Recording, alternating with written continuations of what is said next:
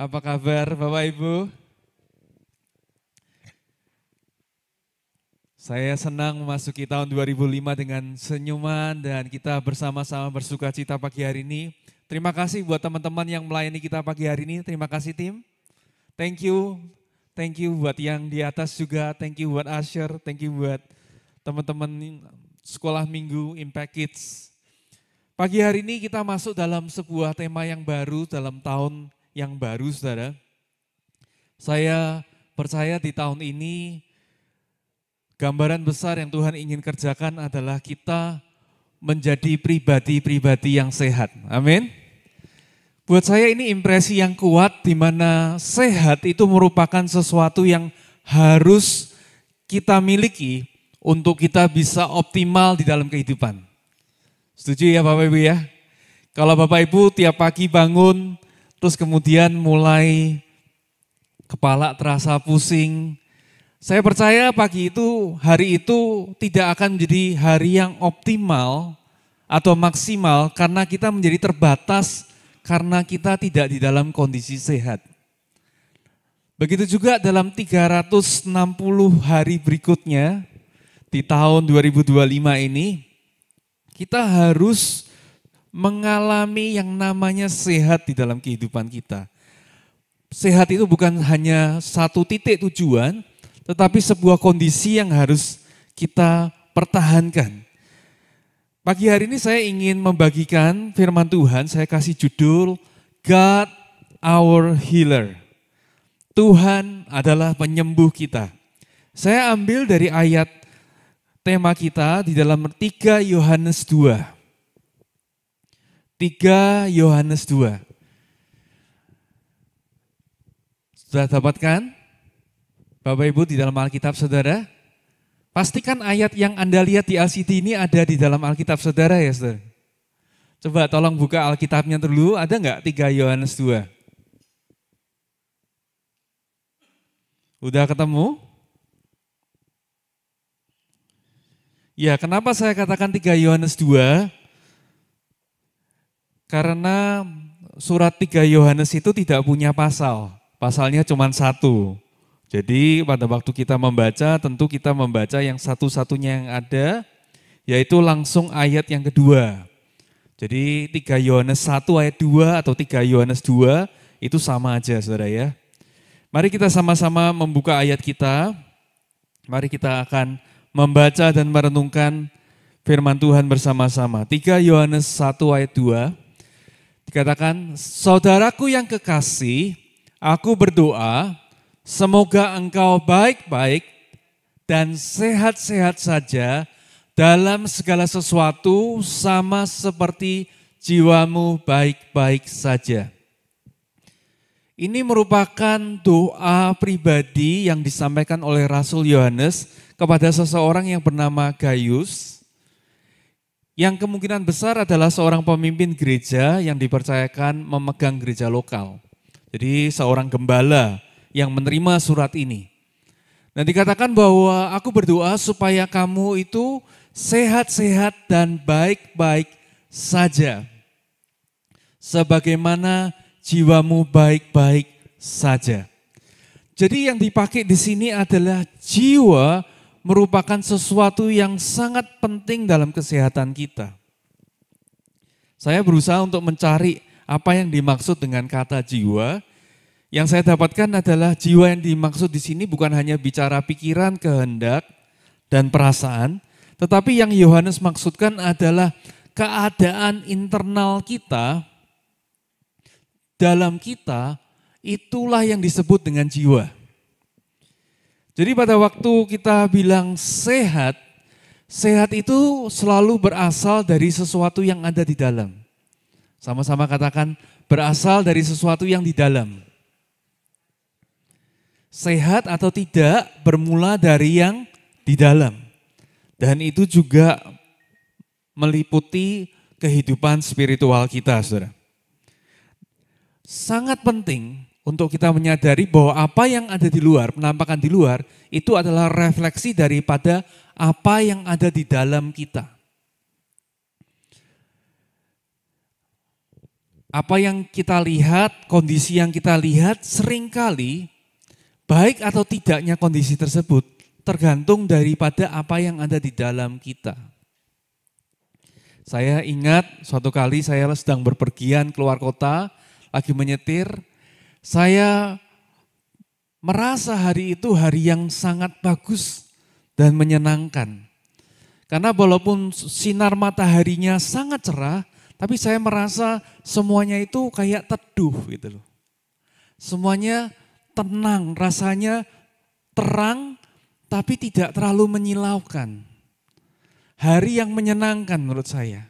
Sampai beberapa waktu kemudian saya menyadari bahwa ternyata saya sedang nyetir pakai kacamata hitam.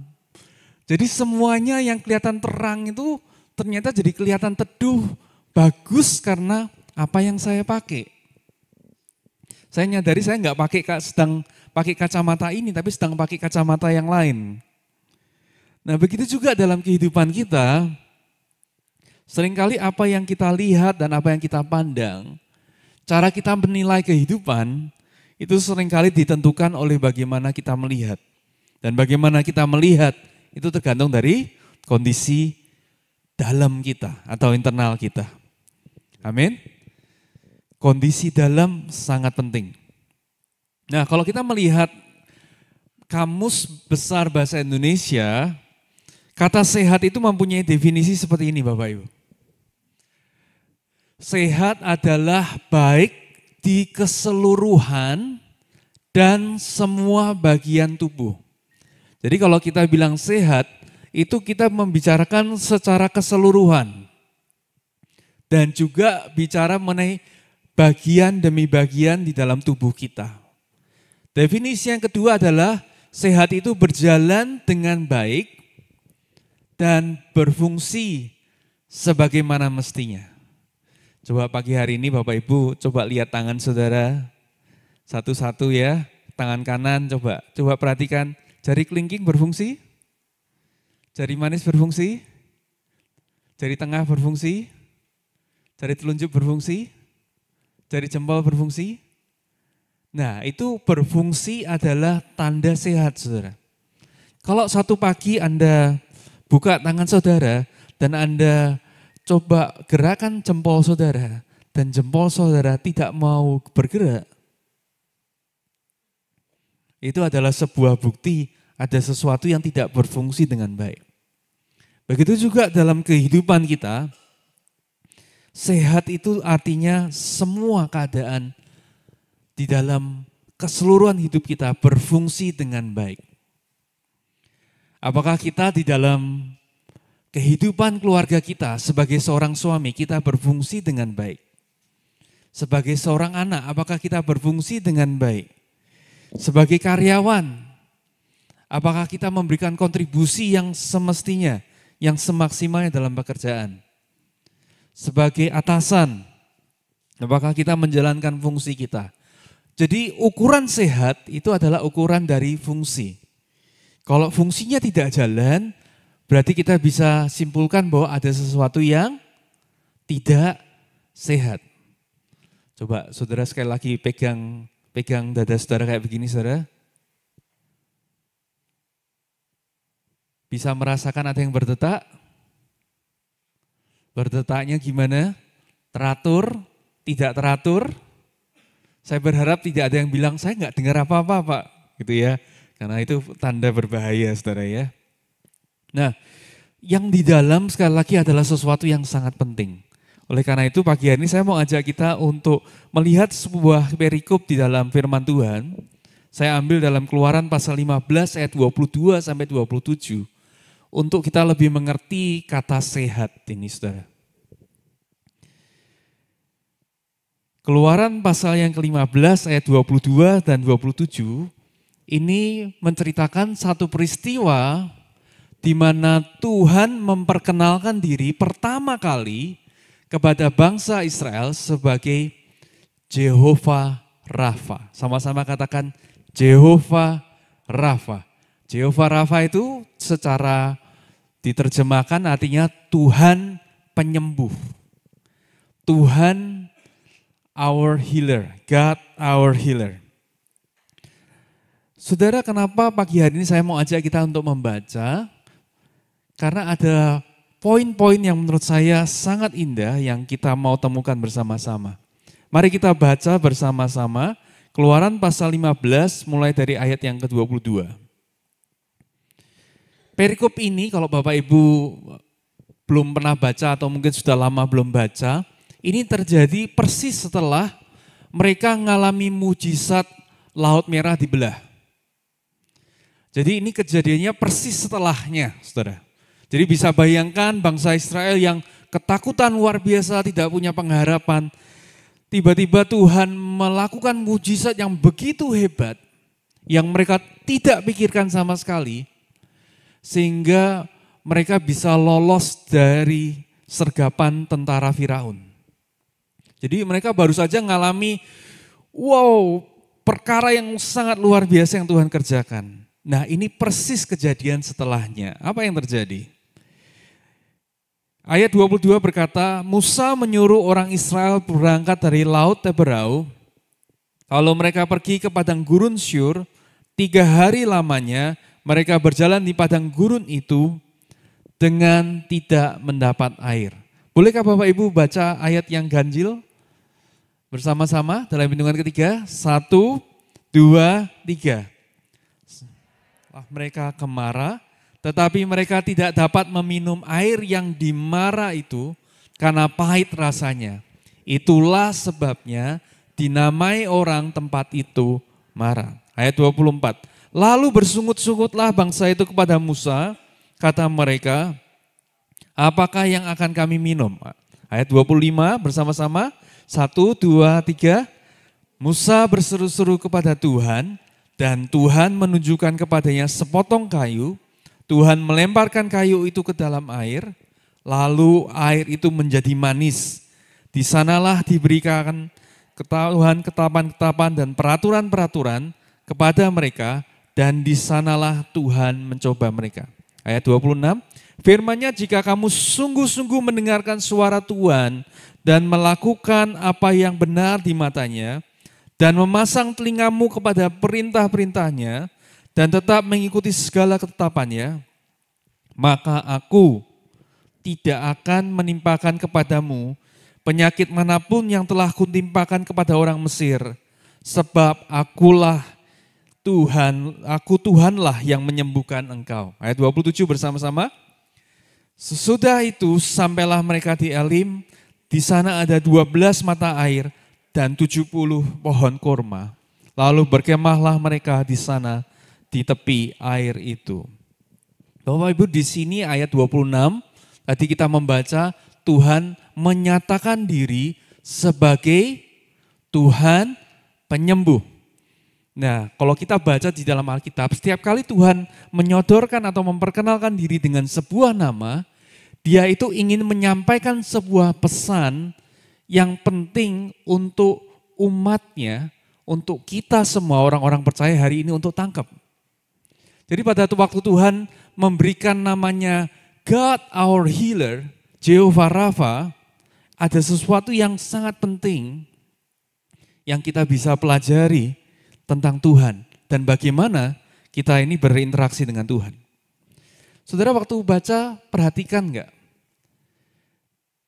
Di beberapa ayat yang barusan kita baca, siapa yang sakit, saudara? Ada yang membaca dan menyimak? Tadi waktu kita baca bersama-sama, pada waktu Tuhan menyatakan diri sebagai Tuhan penyembuh, pertanyaannya siapa yang sakit, saudara?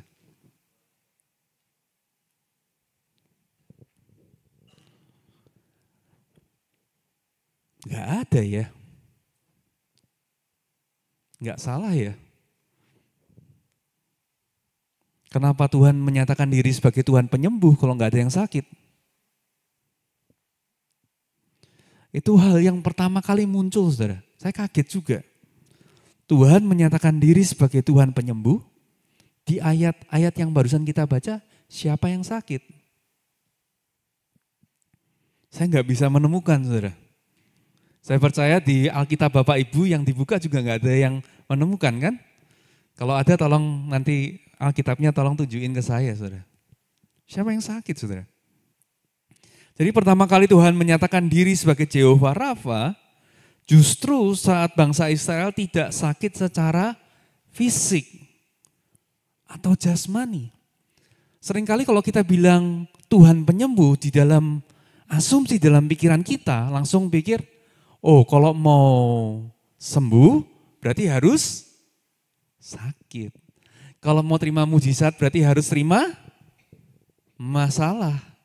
Betul enggak? Cara berpikir kita tanpa sadar, kita selalu bilang kalau mau sembuh harus sakit.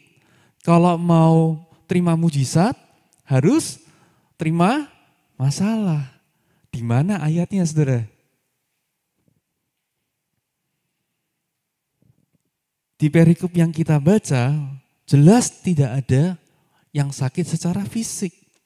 Tapi apa sih yang Tuhan ingin sampaikan kepada bangsa Israel pada waktu itu dan kepada kita saat ini? Kenapa dia memperkenalkan diri sebagai Jehovah Rafa, Tuhan penyembuh? Saya mengambil kesimpulan paling tidak ini.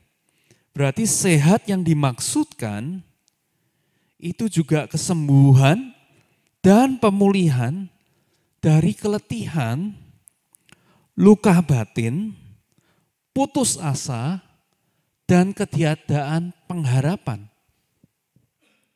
Kalau Bapak Ibu baca perikopnya, jelas tidak ada yang sakit secara fisik. Tapi mereka setelah 3 hari tidak mendapatkan air, mereka mulai apa? Putus asa. Mereka mulai ngomel. Sudah mengalami mujizat yang besar sekali, barusan di depan mata, bagaimana Tuhan membelah air laut merah, 3 hari kemudian gak bisa minum, saudara. Di hari yang ketiga, setelah hari yang ketiga, mereka mulai kehilangan pengharapan. Bukankah seringkali dalam kehidupan kita kayak begitu? Kita bisa aja mengalami pertolongan dari Tuhan, mengalami mujizat dari Tuhan, 3 hari kemudian sudah gak berpengharapan lagi. Inilah yang juga dialami oleh bangsa Israel. Jadi pada waktu Tuhan menyatakan diri sebagai Tuhan penyembuh di ayat 26, dia gak cuma bicara soal jasmani, tetapi kondisi, tadi saya berkata, kondisi dalam kita ternyata sedang sakit. Jasmaninya kelihatannya gak ada apa-apa, tetapi secara pikiran dan perasaan sedang sakit. Sakit itu apa? Tidak berfungsi dengan semestinya. Betul enggak? Enggak berfungsi sebagai semestinya. Lalu dikatakan di sini apa yang Tuhan lakukan di ayat 23 dikatakan mereka sampai ke Mara dan mereka menamai orang itu tempat itu Mara. Mara itu artinya pahit secara literal. Dan mereka bersungut-sungut. Ya, mereka mulai bersungut-sungut, mereka mulai ngomel. Barusan, bayangkan, 3 hari yang lalu itu apa ya berarti saudara? Kita barusan merayakan tahun baru, masuk ke tahun yang baru. Baru bersuka cita, berpengharapan, stronger gitu ya. Baru masuk stronger. Hari Minggu, langsung rasanya kayak sudah habis semua. Itulah yang dirasakan oleh bangsa Israel. Lalu mereka berseru-seru dan Tuhan menunjukkan kepadanya sepotong kayu. Musa melemparkan kayu itu ke dalam air, lalu air itu menjadi manis. Jadi Tuhan memakai sesuatu yang tampaknya biasa, yaitu sepotong kayu, untuk menyehatkan air yang tidak bisa diminum itu. Tuhan seringkali pakai sesuatu hal yang biasa, Tuhan ubah menjadi hal yang luar biasa, bukan karena media yang dia pakai. Kita nggak perlu cari tahu itu kayu jenis apa, dari pohon apa yang membuat air bisa menjadi enak. Tetapi yang harus kita perhatikan adalah, di sini ditekankan bahwa ketaatan Musa untuk melempar kayu itu, itulah yang membuat air itu sembuh, bisa diminum. Jadi ketaatan kita menjadi hal yang paling krusial kalau kita mau tahun ini kita mengalami sehat. Amin. Ketaatan merupakan hal yang krusial untuk kita mengalami sehat dan pemulihan. Kayu memang sesuatu yang biasa, nggak ada artinya. Nggak perlu tahu kayu istimewa apa. Tetapi yang biasa aja, Tuhan itu bisa pakai menjadi hal yang luar biasa. Ya kalau Bapak Ibu suka alegori tentu tahu kalau kayu itu juga kebetulan adalah bahan yang sama. Yang dipakai oleh Tuhan Yesus untuk memberikan dirinya, menebus dosa kita. Kayu, sepotong kayu itu dari kehidupan yang pahit menjadi kehidupan yang manis. Itu sebuah simbol, saudara ya. Tapi kayu adalah gambar ketaatan. Dan kayu itu juga adalah di mana Tuhan Yesus taat kepada Bapa. Itulah yang memungkinkan setiap dari kita hari ini punya akses yang sama untuk mengalami kesembuhan dan pemulihan dalam kehidupan kita. Saudara, hal yang berikutnya di ayat berikutnya dikatakan bahwa kemudian firman-Nya, jika kamu sungguh-sungguh mendengarkan suara Tuhan Allahmu dan melakukan apa yang benar di matanya, dan memasang telingamu kepada perintah-perintahnya dan tetap mengikuti segala ketetapannya, maka. Nah, jadi aturan dan ketetapan Tuhan itu ternyata sangat penting untuk kita mengalami yang namanya sehat atau pemulihan. Tadi kita baca bagaimana kayu, bukan soal kayunya, tetapi ketaatan untuk melempar kayu yang membuat keadaan itu menjadi baik, menjadi sembuh. Nah kemudian di 26 lebih dijelaskan bahwa kalau kamu melakukan yang benar dan memasang telingamu kepada perintah-perintahnya dan mengikuti segala ketetapannya, maka ini yang buat saya menarik bagian kedua. Yuk kita baca sama-sama ayat 26 ya. Bagian kedua, maka aku tidak akan menimpakan kepadamu penyakit manapun yang telah kutimpakan kepada orang Mesir, sebab aku Tuhanlah yang menyembuhkan engkau. Saya waktu baca ini, saya nggak tahu Bapak Ibu perhatikan nggak? Dikatakan, aku tidak akan menimpakan kepadamu. Kalau dia menyatakan Tuhan yang penyembuh, menurut saya ayat ini agak keliru ya. Mestinya pengkalimatannya, maka aku akan menyembuhkan kamu setiap kali kamu sakit. Mau sakit seperti apapun, aku akan menyembuhkan dan memulihkan kamu. Karena akulah Tuhan penyembuh. Masuk akal enggak, saudara? Masuk akal enggak? Kalau Tuhan penyembuh kan mestinya mengerjakan apa? Penyembuhan, bukan? Saya ulangi, kalau saya disebut sebagai, kalau saya melayani, saya disebut sebagai pelayan. Kalau Tuhan disebut sebagai penyembuh, mestinya yang dia lakukan adalah menyembuhkan, betul? Tapi di sini tidak dikatakan seperti itu. Maka aku akan menyembuhkan kamu kalau kamu sakit. Dikatakan, maka aku tidak akan menimpakan kepadamu penyakit manapun. Ini jelas-jelas belum sakit. Dikatakan aku tidak akan menimpakan. Artinya kesehatan yang Tuhan maksud, kesembuhan yang Tuhan maksud, itu sifatnya preventif. Sama-sama katakan, preventif. Jadi Tuhan penyembuh itu bukan dalam artian tunggu kamu sakit dulu, tunggu punya masalah dulu, aku kasih mujizat. Tetapi di sini jelas tadi kita baca tidak ada yang sakit secara jasmani. Dan kemudian Tuhan juga bilang, aku tidak akan menimpakan seperti yang aku lakukan pada Mesir. Maksudnya apa? Tuhan lebih ingin kita terus di dalam keadaan sehat, saudara. Coba bilang kanan kiri, jangan sakit ya. Jangan suka sakit ya.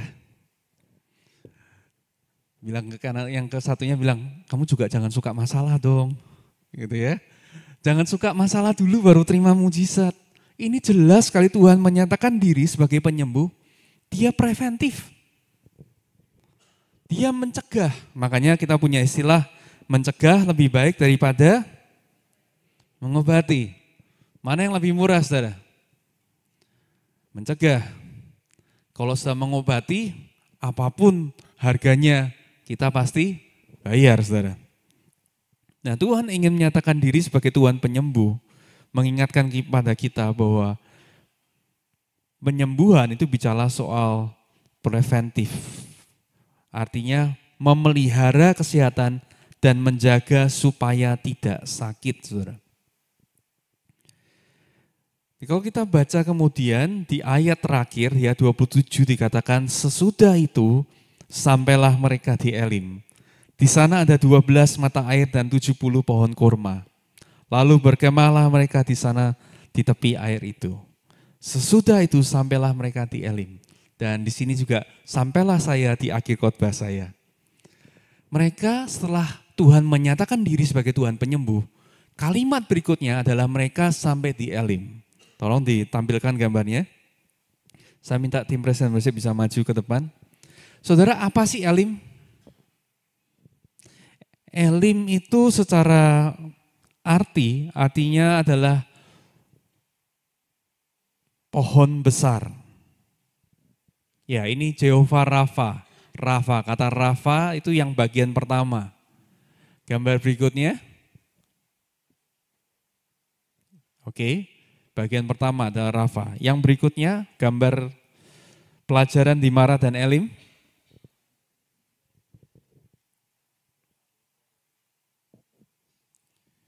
Sampai mereka tiba di tempat seperti ini, saudara.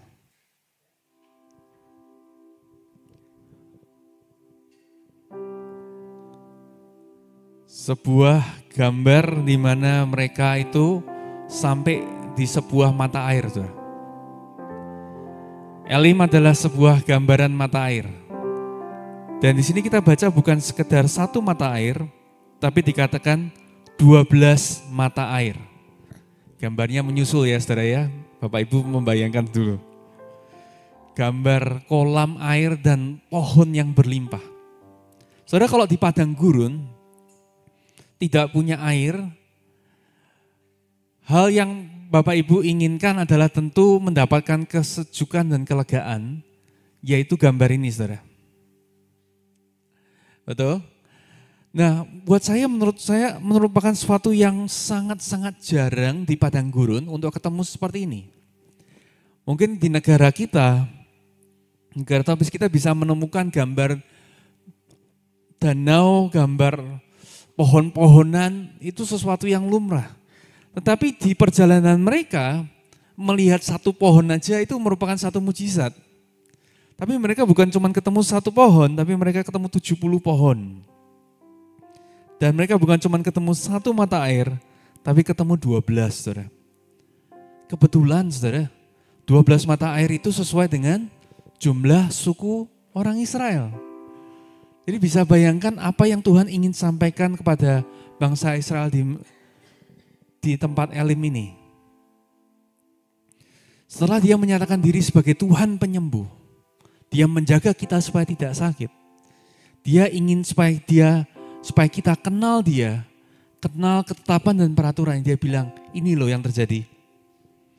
12 mata air dan pohon-pohon yang 70 banyaknya pohon kurma, saudara. Seolah-olah Tuhan bilang, kalau kamu setiap suku butuh mata air, masing-masing ada satu kok, masing-masing terima satu. Ya kebetulan mereka ada 12, masing-masing punya sumber mata air sendiri-sendiri. Gak perlu rebutan, saudara. Dan pohon kurma adalah menggambarkan adalah kesegaran, pemeliharaan, dan mereka bisa makan sebuah tempat kelegaan. Jumlahnya 70. 70 di Alkitab merupakan angka sempurna, saudara. Ya, firman Tuhan katakan berapa kali aku harus mengampuni? 70 kali 7. Jadi yang Tuhan ingin sampaikan pada waktu dia pakai angka 70, menemukan 70, seolah-olah dia mau bilang, kalau engkau mengenal aku, kalau jiwamu baik-baik saja, tahun 2025 ini, mau terlepas kita mau mengalami padang gurun, padang pasir yang kayaknya capek dan melelahkan, tidak ada ujung. Tuhan akan selalu bawa kita sampai kepada Elim. Amin. Saya percaya tahun 2025, mungkin bagi sebagian kita merasakan, wah ini kayak perjalanan di padang gurun. Tuhan pernah bikin mujizat sebelumnya, tahun 2025 ini sepertinya menantang. Tapi pagi hari ini kita belajar bahwa Tuhan menyatakan diri sebagai Tuhan penyembuh. Bukan hanya bicara soal jasmani, saudara. Ya, dia menyembuhkan, tapi jelas sekali di sini dia bicara soal pengharapan kita. Dia bicara soal sukacita kita. Dia bicara soal damai sejahtera. Apakah di tahun 2025 yang masih panjang ini, kita bisa merasakan dan sampai di tempat Elim? Karena apa? Karena Tuhan menyatakan diri sebagai Tuhan penyembuh. Saya berdoa, saudara, ini mengubah cara kita untuk masuk ke dalam tahun 2025, saudara. Saya rekap, saudara ya, urutan peristiwa Keluaran 15, 22 sampai 27. Yang pertama, Mara. Tuhan menguji iman bangsa Israel. Dites tempat yang pahit. Yang berikutnya adalah Tuhan memberi ketetapan dan peraturan. Jadi dari ujian iman itu kemudian Tuhan memberikan ketetapan dan aturan. Baru kemudian dia menyatakan diri sebagai penyembuh. Menarik ya, kenapa kok enggak menyatakan diri sebagai penyembuh dulu, baru memberikan peraturan dan ketetapan. Dia kasih ketetapan dan peraturan dulu, lakukan dulu, pelajari dulu, jalani dulu, baca yang seksama. Pada waktu kamu melakukan, kamu akan mengenal siapa aku. Dan pada waktu kita mengenal dia, endingnya adalah dia mau membawa kita kepada Elim, tempat pemulihan dan kelegaan. Satu poin yang penting yang kita bisa tutup pagi hari ini adalah begini, saudara. Tuhan lebih peduli pada pertumbuhan iman dan kedewasaan rohani kita daripada sekedar mengubah keadaan eksternal kita. Tuhan lebih peduli pada pertumbuhan iman dan kedewasaan rohani kita daripada sekedar mengubah keadaan eksternal kita. Pagi hari ini apa area dalam kehidupan kita yang kita merasa masih kosong, masih rasanya tidak menyenangkan, pahit. Pagi hari ini Tuhan ajak untuk kita untuk melihat ke dalam. Sehat dimulai dari dalam. Dan Tuhan ingin memperkenalkan diri kepada setiap kita. Dia adalah Tuhan penyembuh. Penyembuh bukan berarti sekali lagi memberikan mujizat di kala masalah, memberikan kesembuhan di kala sakit, tapi jauh lebih daripada itu. Dia peduli banget dengan seluruh keberadaan kita. Dan dia juga mau untuk kita tetap sehat, tetap terpelihara.